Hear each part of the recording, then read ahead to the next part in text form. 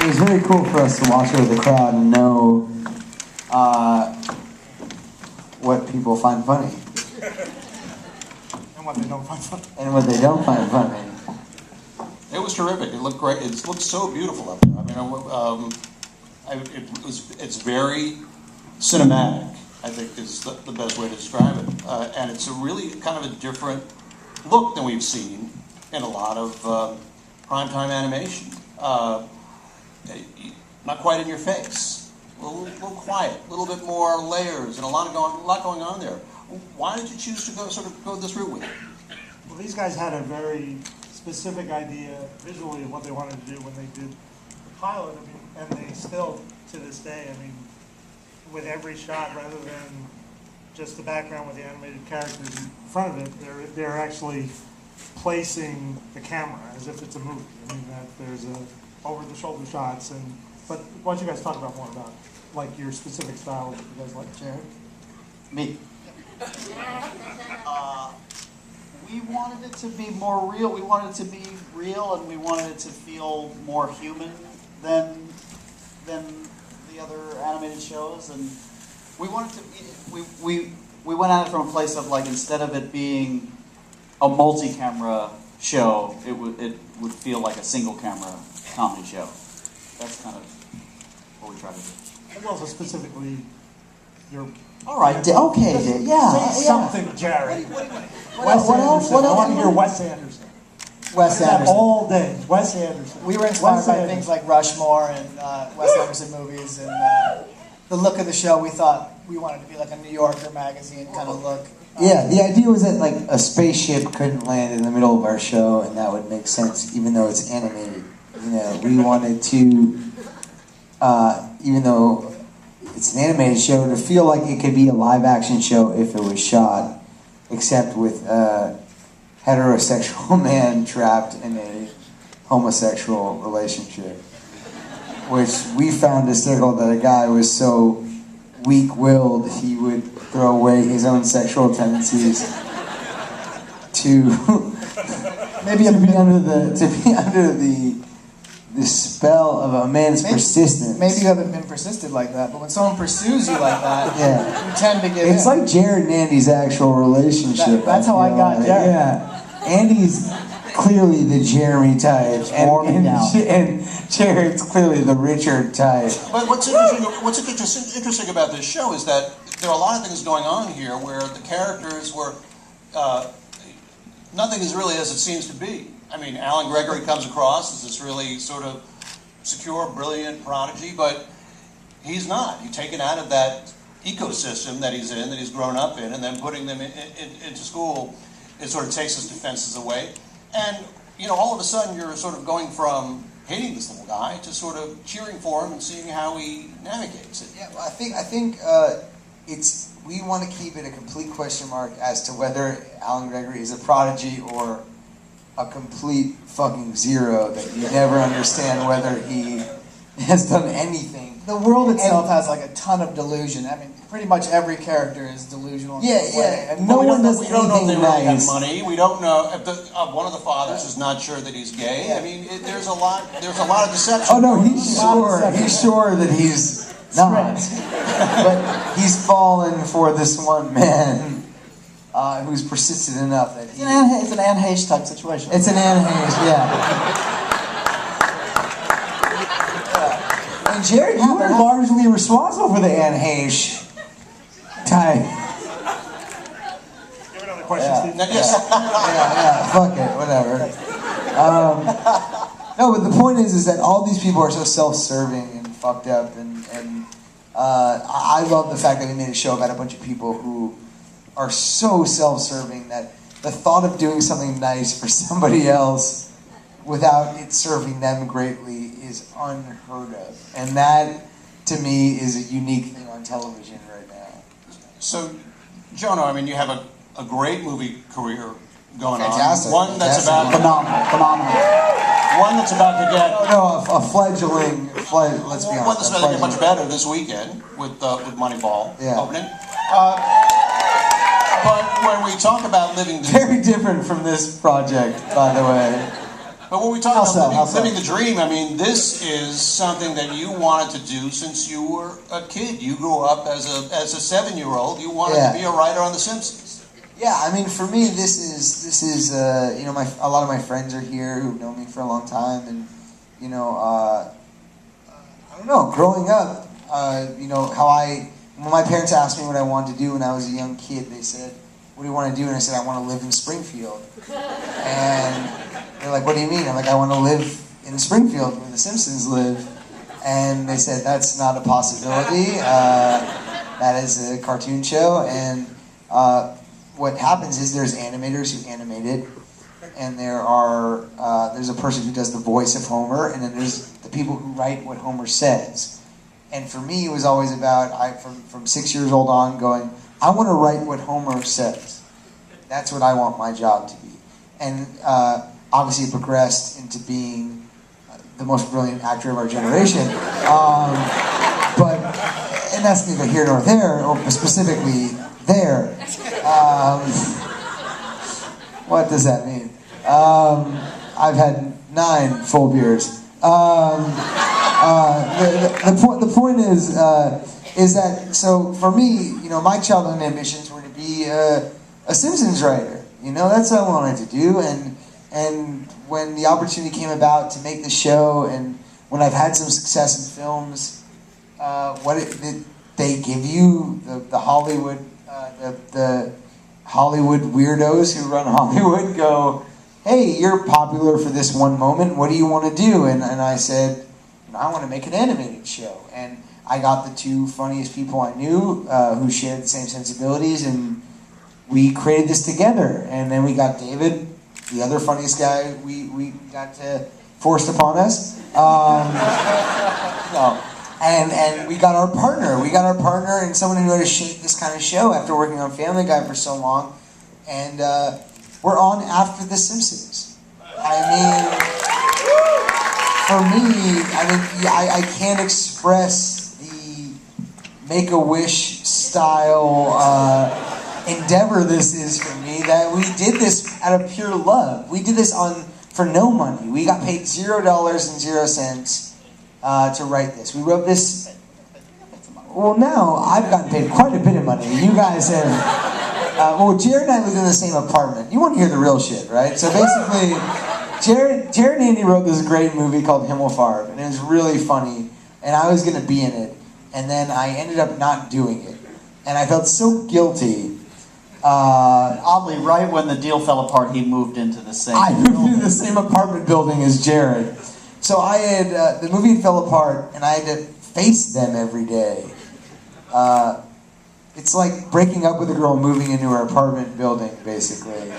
And they asked me to do an animated show, and I said, well, instead of being the voice of one, I'm going to write my own. And I went to the 2 funniest writers I knew, Jared and Andy, and 3 of us sat in a room, and 3 weeks later, or 4 weeks later, we came out with this pilot, and then we met David, and this whole thing has been a very insane dream, and I'm sure I'm rambling on and on, but this is really fucking cool that all you guys came to watch this. I don't know, it's very surreal and cool.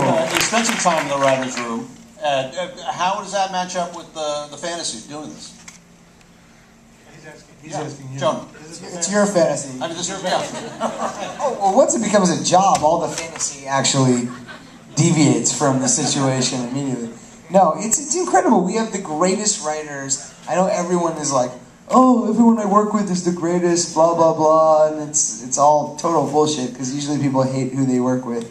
But we work with the funniest group of people, and we get to hang out together, and I don't know. I don't hang out with you. Well, David doesn't hang out with us. You're the grown-up in the group. David's nickname is Dad. David's nickname is Dad. I mean, you were brought in there to be the showrunner. You had a lot of experience on Family Guy as executive producer. And how do you keep things moving? I mean, it's a freewheeling group. There, obviously, you know, there's a lot of stuff bouncing around off the walls. But TV is a process where you got to keep the assembly line moving. I mean, you've got episodes to do. How'd you kept the assembly line moving on Babes? And after running Dr. Phil for so many years, I did But you worked on Babes. It was a show called Babes. All right, we're gonna break it down for you guys right now. We're gonna break it down for you guys for real. Everybody knows Babes, right? Do you want There's a show like called some? Babes. Do you want Everyone some knows like Babes, fake right? bullshit Q&A, or do you want the real shit? Okay. So David wrote a show about Dave's 145 years old. in the early 40s. He wrote a show about three large women. He worked a lot on Buster Keaton's films and all that stuff. No, seriously, Dave is a television legend. Got fired off of Golden Girls for who? For who? Mark Cherry replaced Ben Goldberg. Who created what? Desperate Housewives. There you go.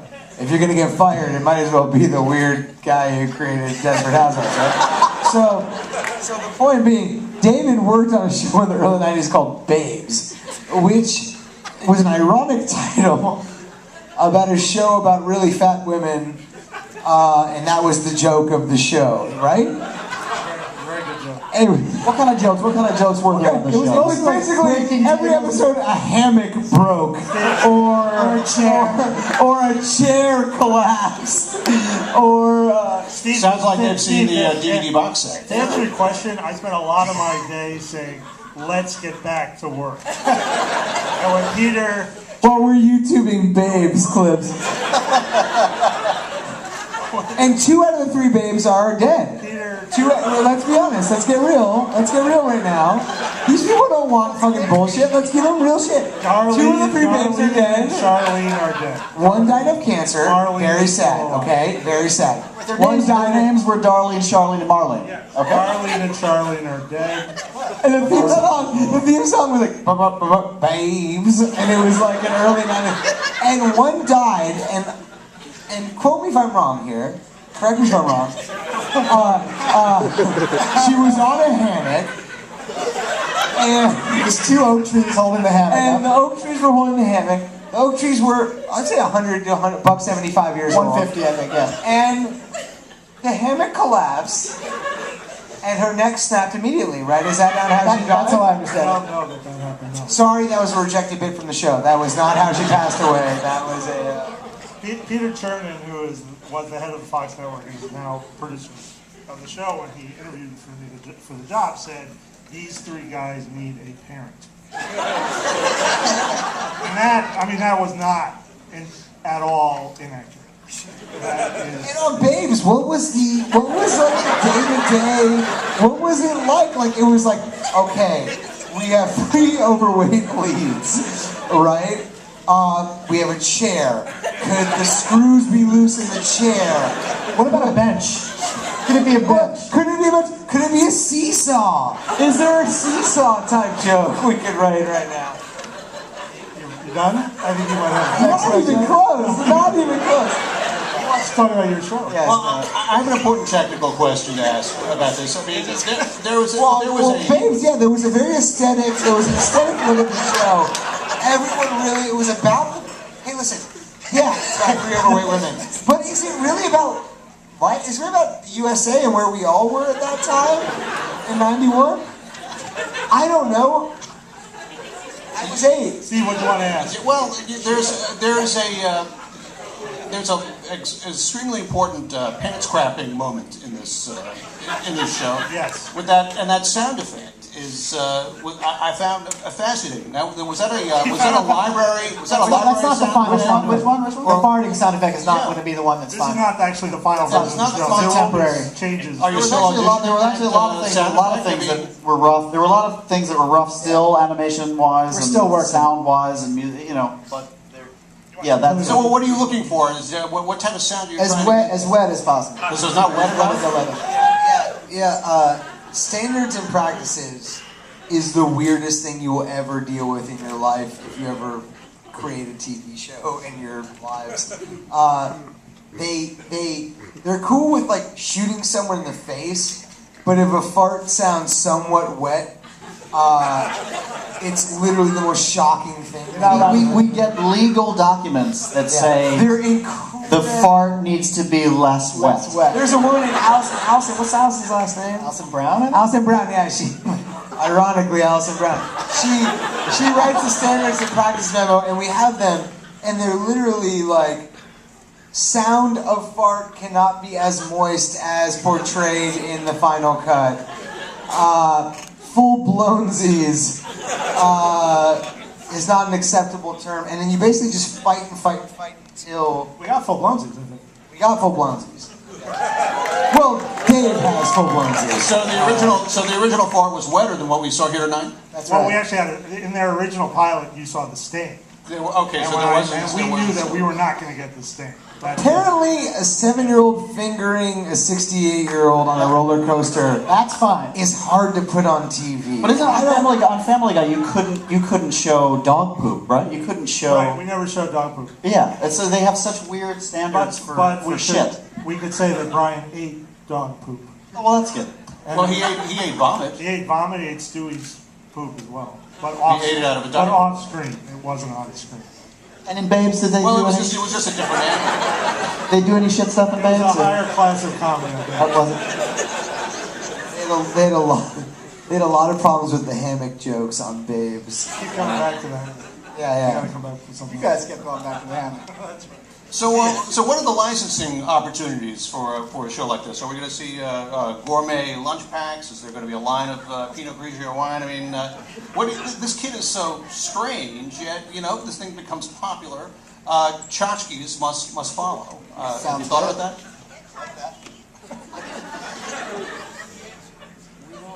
I think we're lucky if we have that. I mean, that means the We're show's lucky a hit. if we get to like our 3rd or 4th episode So- of the show. I mean, for us, this is all a dream. I mean, like, I don't know. This is really fun. It's really fun to work with these wonderful people and get to do this, and hopefully we get to do it for a few years. I don't know.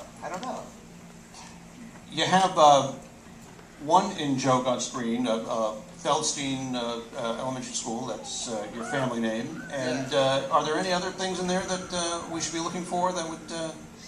In one of the episodes, I don't know if you know this, Jared used to be an actor. And actually, still an actor. No.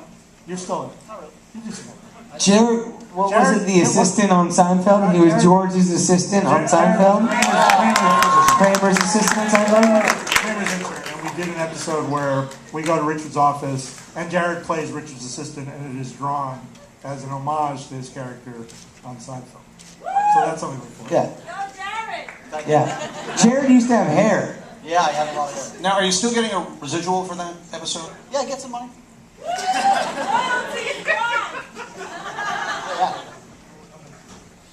Do you guys have any questions? I always feel weird in these things, like I'm just We can take questions from the audience. Absolutely.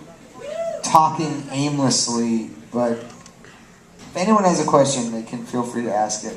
I don't know if you Raise noticed. a hand. I don't know if you noticed the music before we did the music. Our composer Josh Sistron is here tonight. Where's Josh? Does an amazing job with these music. Hey, Josh. He's working his ass off. Stand up, Josh. Amazing job. Show yourself. There it is. Lift up your shirt. Lift up your shirt. Go, lift up. Yeah. All right, give me a show of hands. That's and ab we'll take work. some questions. This gentleman. Jonah, you've been known for embracing your inner man child sort of in past films, and now you're doing a sort of a reversal with this character. So I'm kind of curious how you jumped into that reversal and almost how much you've embraced your inner pretentiousness. If you have any. That was really easy for Jonah, I feel like. He just fell right into that. Yeah. I don't know. I wanted to play a little kid, and unless it's animated, you can play a little kid unless you're animated. And for me, we just like pretension. We think that stuff's funny because we're not pretentious people, and I think getting to play someone who thinks they're the shit and is always funny, because if you actually can acknowledge that you're the shit, you're probably not. And it's all a cover-up. I mean, everything Alan Gregory does is a complete cover-up for his insecurity and what he's been told he's this special thing by his two dads, and he's come to believe that, and then when he's out in the real world, no one else believes that, and it's hard for him to deal with it. We should throw a shout out to French Stewart, who plays Richard. So funny. And He's that really man. funny. And in the few, Alan Gregory's a product of Richard, who is the worst father. And when I said disgusting in regards to his parents, Richard is the most disgusting human being on the planet in that he has no thought in the world that doesn't go back to how other people perceive him. You know, and that's funny because you shouldn't do that. Did you ever think about making this a movie before a TV series, just to start the whole ballroom? No, not really. I mean, we've gotten asked to make it a movie by certain people I worked with before, and we for me it was just about, I love The Simpsons. I'm a product of The Simpsons, and I wanted to do a show like, you know, that was The Critic was another show I really loved. I don't know if you guys ever watched The Critic. That was a big influence on the show, and the fact that we're on after The Simpsons and before Family Guy is just crazy. You know, to me, it would be a shame to get rid of these guys. The pilot is just setting everything up. You know, it's not really the funny stuff. It's really just setting everything up, and then the other episodes you really get to explore what's funny about these people and what's fucked up about them. And to me, I just like that we made a show about every single person who is fucked up. There's not one well-adjusted, good person on this program. Thanks, everybody. We've got to wrap it up. Thank you, guys. Thanks for coming. Alan Gregory, Thank you. Gregory on premieres October 30th. October 30th, yeah. 8:30 on Sundays on Fox. Thank you so much. Thanks a lot. Also, watch Dr. Phil. It's a great show, and he has a lot of cool stuff to say about stuff. So, thanks.